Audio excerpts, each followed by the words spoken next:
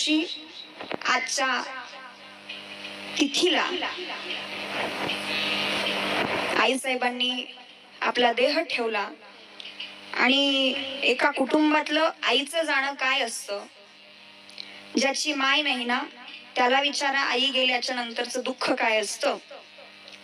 सांगू तुम्हाला, आपण कितीही मोठे होऊ, आपल्याला कितीही मोठ्या घरी देऊ द्या, आपल्या घरी सोन्याचा धूर असू द्या, आपली माय कितीही गरीब असू द्या, पण घरी जर आपली पोरगी आली ना तर त्या पोरीला रिकाम्या हाताने कधी माझी माय जाऊ देत नाही. रिकाम्या हाताने ती पोरगी कधी सासरी जात नाही.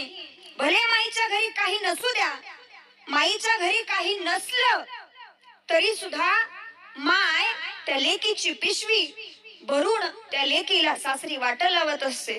दिवाळीचा सण गेला, घरातल्या लेकी माहेरी आल्या, पण माहेरी आल्याच्या नंतर त्यांची माय त्यांना दिसली नाही, अशी त्यांची पहिली दिवाळी गेली. आणि माय गेल्याच्या नंतरचं दुःख काय असतं हे मी तुम्हाला वेगळं सांगायची गरज नाही.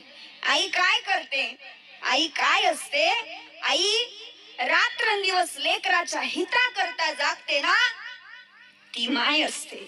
ज्या वेळेला एखादी स्त्री प्रेग्नेंट असते, ज्या वेळेला एखादी स्त्री गर्भवती असते आणि गर्भवती असल्याच्या नंतर तिला 2 महिने 3 महिने झालेले असतात, 4 महिने झाले, 5 महिने झाले, आणि 5 महिने झाल्याच्या नंतर तिचं थोडस पोट दिसायला लागलं तर आमच्या माता माऊल्या म्हणतात, झालं अजून 4 महिने 9 दिवस बाकी आहेत, पुन्हा तू एकदाची मोकळी झाली. 5वा महिना लागला, 6वा महिना लागला, 7वा महिना लागला की आमच्या माता माऊल्या म्हणतात, झालं 2 महिने 9 दिवस बाकी आहेत. 8वा लागला, 1 महिना 9 दिवस बाकी आहेत. 9वा महिना लागला की माता माऊल्या म्हणतात, झालं अजून 9 दिवस बाकी आहेत.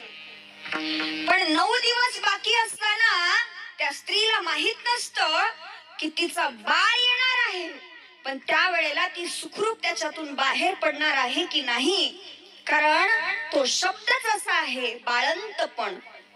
बाळंत म्हणजे हा शब्द जर आपण त्या शब्दाची फोड केली तर बाळ अधिक अंत म्हणजे बाळंत. कधी कधी ते लेकरू जन्माला घालत असताना त्या माईचा अंत सुद्धा होऊ शकतो, पण आई तिच्या अंताचा विचार करत नाही, आई ती जाण्याचा विचार करत नाही. आई शेवटच्या श्वासापर्यंत फक्त लेकराच्या हिताचा विचार करते, कारण तिचा इतका कळवळा या विश्वाच्या पाठीवरती कोणाला येत नाही. म्हणून माझ्या तुकोबारायांनी म्हणावं,